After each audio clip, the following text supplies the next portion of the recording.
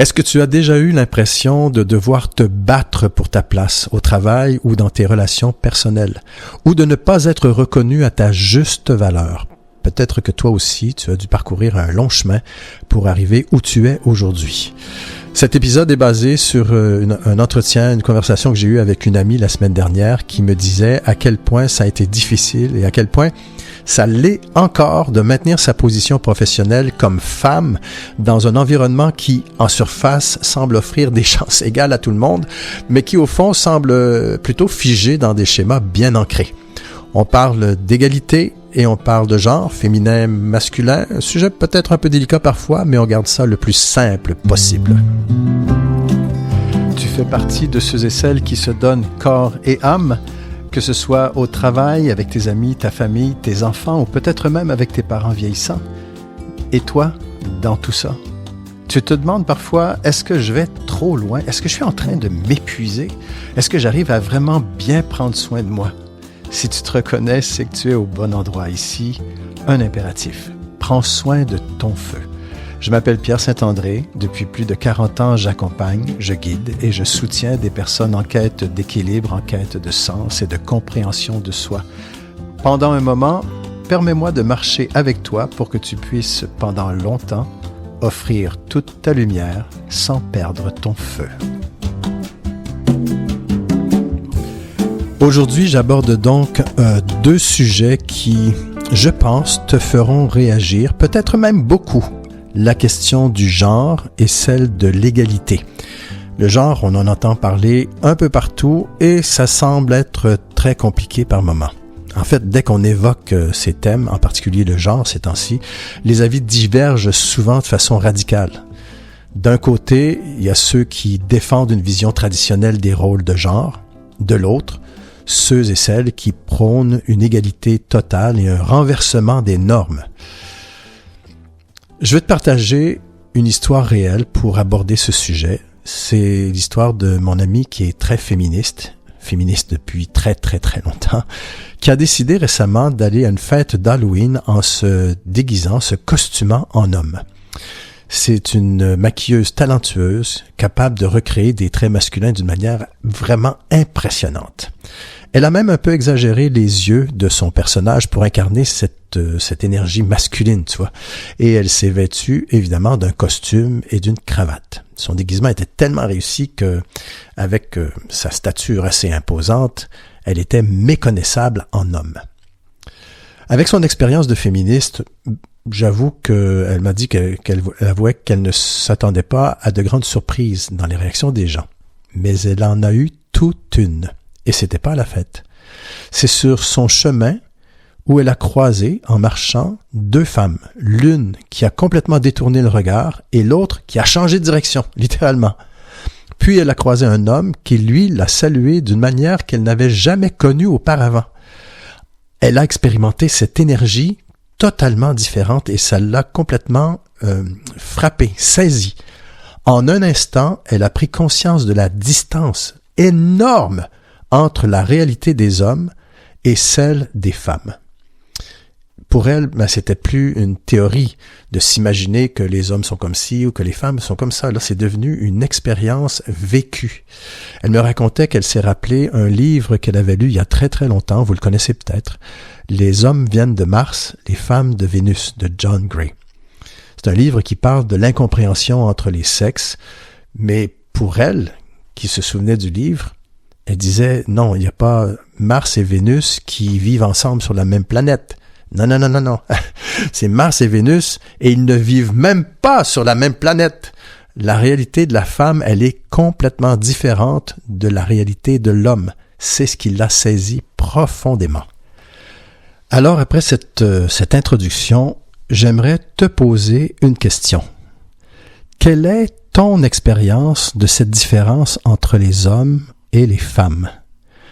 Est-ce quelque chose que tu ressens dans ton quotidien, peut-être au travail, à la maison ou dans tes amitiés? Comment ça se manifeste?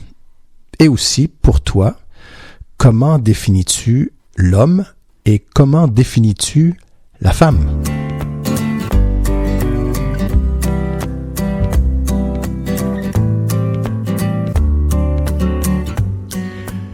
Personnellement, dans ma carrière, j'ai eu à me situer face à ces questions de genre assez rapidement parce que j'ai eu le privilège d'accueillir les confidences des adolescents que j'accueillais, des adolescents et des adolescentes qui venaient déposer leurs problématiques, leurs drames personnels face à l'orientation sexuelle, face à leur identité sexuelle. C'était les prémices de ce qui s'annonçait pour les années qui allaient suivre. Et j'étais assez rapidement confronté à mes propres concepts, à mes propres croyances et invité à changer ma façon d'en parler. C'est à ce moment que j'ai pris la base qu'est la sagesse orientale pour orienter mon discours, ma façon de parler du genre, notamment en m'assoyant, si je peux dire, sur les concepts du yin et du yang, du principe féminin et du principe masculin. J'avais remarqué déjà des personnes qui incarnaient plus fortement l'un ou l'autre de ces principes. Il est même possible, je le voyais, puis on le voit maintenant, c'est tout à fait naturel de le constater comme ça, que dans un corps de femme, le principe masculin peut être vraiment le plus fort, ou dans le corps d'un homme, le principe féminin peut être encore plus fort. J'évite d'entrer dans tout le reste des détails. Pour moi, ça se clarifie à peu près de cette façon. Il y a le principe féminin, il y a le principe masculin, et en chaque personne, il y a un dosage qui s'équilibre un peu plus fort ou un peu plus faible selon ce qu'on vit, et ça peut changer aussi en cours de route. Chez nous, à la maison, par exemple, c'est moi qui porte le principe féminin le plus, tandis que ma femme, Julie, incarne davantage l'énergie masculine. Mais il faut reconnaître que je vous dirais 80% des cas, c'est pas un chiffre exact, mais la majorité des cas, le corps d'une femme porte naturellement le principe féminin et celui d'un homme, le principe masculin. Alors, qu'est-ce que ces principes représentent? Peut-être pour se faire une idée plus claire, je vous ramène au yin et au yang. Le yin, c'est l'énergie féminine. Vous connaissez peut-être ces principes, mais je vous les rappelle. Yin, énergie féminine, c'est-à-dire la réceptivité, entre autres, la douceur, l'intuition, la capacité à créer un équilibre, à rassembler, à prendre soin. C'est une force aussi subtile, mais extrêmement, forte, immense. Le yang, quant à lui, c'est l'action, l'extériorité, la logique, cette énergie qui propulse, qui transforme, qui met, où il faut toujours aller de l'avant. Il représente l'énergie donc du mouvement. Ces deux principes sont complémentaires et présents en chaque être humain. Mon invitation pour toi aujourd'hui, elle est ici très simple. Maintenant, ou quelque part aujourd'hui, prends un moment pour réfléchir à ta dynamique intérieure personnelle. Es-tu plus yin ou plus yang? Et comment ton équilibre entre ces deux énergies se manifeste-t-il dans ta vie quotidienne? Est-ce que c'est changeant? Ça peut être changeant par moment. Je te laisse quelques instants pour laisser descendre ces informations ou simplement répondre à mon invitation.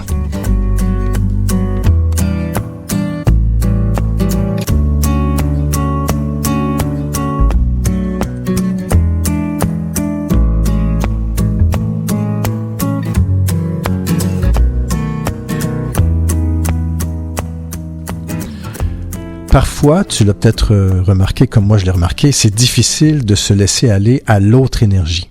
Si tu te sens davantage dans l'énergie féminine, ça peut être compliqué d'adopter l'énergie masculine pour t'affirmer, pour avancer. Et l'inverse est tout aussi vrai. Quand on incarne une forte énergie masculine, ça peut être très difficile de se connecter à cette écoute, à ce soin, à cette présence qui rassemble. Je suis pas spécialiste de la question, mais il me semble que si on veut contribuer à ce que ça continue de changer encore plus en profondeur et que ça puisse s'inscrire pour que ça dure, même si parfois j'ai l'impression qu'on n'avance pas beaucoup et qu'on n'avance pas vite, il faut s'occuper de soi en premier. S'occuper de notre propre équilibre intérieur en honorant ces deux principes en nous, le principe masculin et le principe féminin. Mais j'aurais une insistance sur le principe féminin qu'on abîme encore beaucoup trop. C'est extrêmement important et j'irais même jusqu'à dire urgent parce que je me rappelle les paroles d'un prof il y a très très longtemps qui disait que si on veut vraiment s'occuper de la planète, de notre terre-mère, de notre terre nourricière, il fallait commencer simplement par respecter et honorer le féminin dans notre monde, en soi et autour de soi. Et ce n'est pas gagné. Il y a encore beaucoup de boulot à faire, même s'il y a eu des avancées.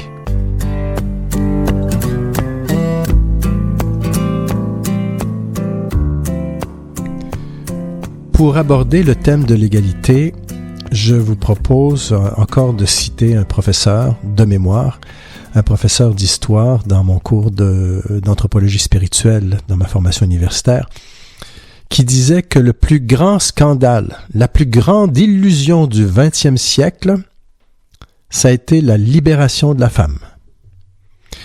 Je vous pose la question. À vous, qui portez le principe féminin de façon majoritaire, est-ce que vous avez l'impression que vous avez vraiment vécu une libération de la femme? Il y a eu, encore là, des avancées sérieuses, j'avoue. Mais lorsque je regarde, entre autres, la réalité de certaines femmes autour de moi, et j'en parlais avec d'autres femmes, la libération, c'est effectivement parfois une simple illusion. Parce qu'en plus de travailler, et parfois de travailler dans des conditions, entre guillemets, masculines, avec le principe masculin qui passe en premier dans ce monde, il faut s'occuper de tout le reste. Et tout le reste, c'est souvent elle qui s'en occupe, même si on constate que des gens qui portent le principe masculin développent beaucoup plus leur sensibilité au niveau du principe féminin. Nommément des hommes qui sont vraiment présents à la maison, au niveau des tâches, au niveau de la contribution de la vie familiale et tout le reste. L'égalité, c'est un concept noble, mais qui mérite d'être questionné. Souvent, quand on parle d'égalité entre hommes et femmes, on parle de performance identique, même travail, même salaire. Et là-dessus, j'ai pas de problème. Mais l'égalité, je ne crois pas que ça suffit. Ce qu'il faut, le terme qui me rejoint le plus, c'est l'équité. L'équité, c'est-à-dire donner à chacun, à chacune, ce dont il a besoin pour se développer selon sa réalité. Car les réalités, on en parle depuis tout à l'heure, les réalités sont différentes. Et j'ai plus l'impression dans le monde dans notre monde qui est marqué beaucoup par cette énergie masculine, par ce principe masculin de l'avancée, du développement, de l'exploitation, de la performance, ça donne l'impression que la libération de la femme, c'est d'une certaine façon lui permettre d'agir maintenant comme les hommes. Mais ça va pas. Peut-être qu'il faut changer la réalité sur d'autres plans qui nous amèneraient à modifier complètement, presque tout. Est-ce que j'exagère dans ma réflexion? Est-ce que je suis en retard de 20 ans? Je ne crois pas. Est-ce que je suis trop impatient des changements? Peut-être. Alors je me ramène et je me dis, honorons chaque pas qui se fait. Et d'abord, nos pas individuels qui contribuent à favoriser ce changement de paradigme. Tiens, c'est le bon mot. Et c'est pas individuel, non, ça nous concerne d'abord personnellement, évidemment, mais ça ne nous empêche pas d'interpeller ceux qui sont autour de nous. Je dis ceux et celles qui sont autour de nous. Et peut-être même aussi les institutions. En arrivant à la fin de ce podcast, j'aimerais te proposer 3 exercices simples pour intégrer doucement cette réflexion qui est déjà tienne depuis longtemps, j'en suis certain, pour aller un peu plus loin, mais de façon concrète. Le premier exercice que je te propose, que je dépose près de ta maison, c'est l'exercice du yin et du yang quotidien. C'est-à-dire que chaque matin, je t'invite à prendre juste quelques instants pour identifier en toi quelle est l'énergie qui domine. Est-ce que c'est l'énergie masculine, action, logique, mouvement, ou est-ce que c'est l'énergie féminine, réceptivité, intuition, calme, on en a parlé tout à l'heure. C'est simplement pour prendre conscience de ce qui se passe en toi et en avoir conscience durant la journée pour voir est-ce qu'il y a un équilibre à apporter. Deuxième exercice que je te propose, c'est durant la journée de prendre un temps, 2 ou 3 peut-être, pour être en gratitude pour ce que tu vis, ce que tu as, ce que tu fais pour toi ou ce que tu fais pour les autres ou ce que les autres font pour toi. Enfin, dernière suggestion, l'arrêt sur image.